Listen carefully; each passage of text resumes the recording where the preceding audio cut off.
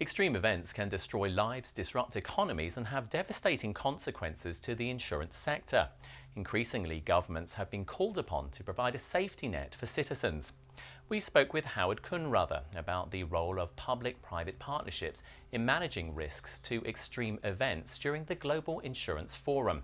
He is Professor of Decision Sciences and Business Economics and Public Policy at the Wharton Business School and a recent inductee in the Insurance Industry Hall of Fame. Fascinating insights. An extreme event is really an event that has a very low probability of occurrence, but if it does occur, it can create very, very serious consequences. And it's these events that pose real challenges for the insurance industry.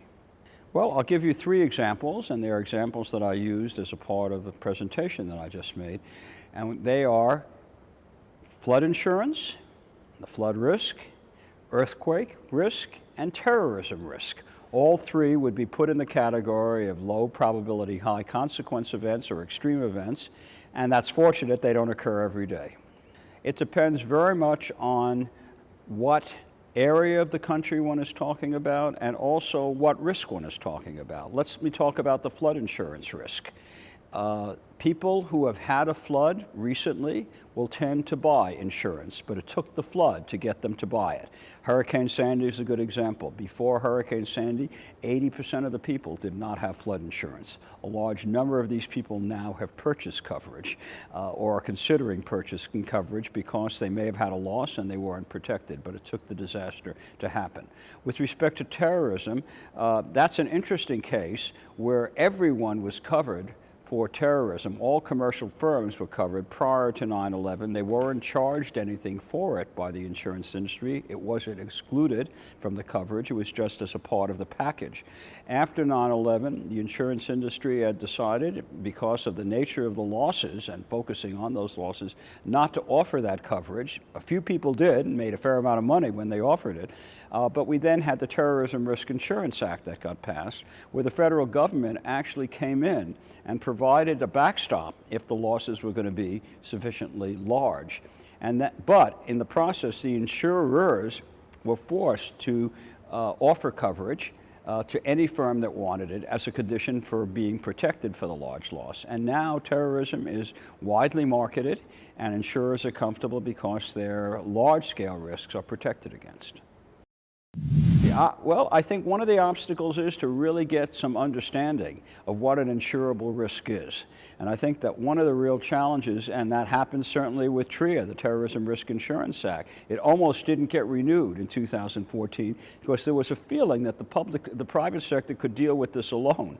And there's no question that if the private sector was asked to deal with that alone, they would never have been willing to offer large amounts of coverage and the premiums would be a lot higher. So the recognition that for the very extreme losses, the public sector may have to come in. You may have to have federal some kind of reinsurance program along the lines of what TRIA provides. But in the process, the private sector will cover most of the losses. Well, I think the flood risk is an example where you need a better public-private partnership. What we have right now are highly subsidized rates for a number of people. There are no discounts that are given for people who are mitigating in general. There are some changes there, and the private sector hasn't played a key role. And I think there's a real opportunity to try to have risk-based premiums, which is something that would at least let people know how hazardous the area is that they're living in. But at the same time, you have to deal with equity and affordability issues because the low-income people who now all of a sudden face a risk-based premium and are currently living in the area are going to say, I can't afford it, and rightly so. Their budget constraints may say, I just can't afford a premium that used to be $3,000 and may now be as high as $15,000 or $18,000. And so you have to do something to help them. And so that's the area where I think we really could set a model for other kinds of programs and policies. Well, you know, that is a very interesting question, whether cyber attacks should be included, because it actually came up in the discussion that we had after my talk, whether or not cyber was another example of a risk that needed to be protected by the federal government. And my reaction to that is, yes, it is. for two reasons. One is we really don't have any good indication of what the likelihood is of a cyber attack. We know that it's higher than it has been in the past, and then also the potential consequences.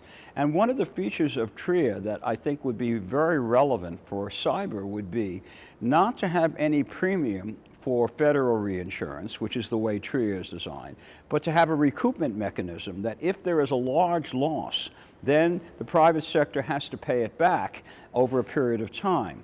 And cyber actually fits into that category. If we believe the premium is ambiguous, the probability is ambiguous, we'd have a very hard time saying what premium should be charged, but we'd have a very easy time, or the federal government would have an easy time collecting after the fact once the losses were actually known.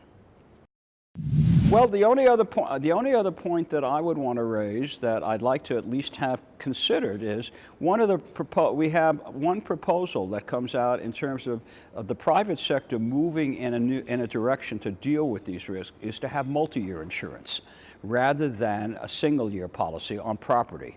And we see that as being an attractive option. It doesn't have to be a many-year, multi-year policy. It could be a 3 to 5 year policy.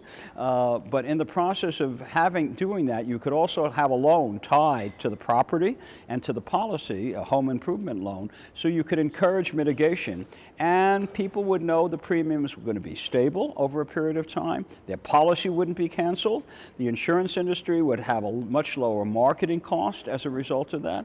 And they also have the law of large numbers working for them, because they now not only have the data over 1 year, but they have it over multi-years to look at essentially what the risk is. So that's an area we see could be coupled, and we think that the flood insurance program is an area where they could actually have flood insurance tied to the property.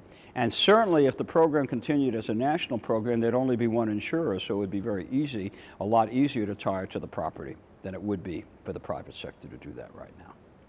For more of our coverage of the Global Insurance Forum from New York, visit the RIN TV On Demand Library.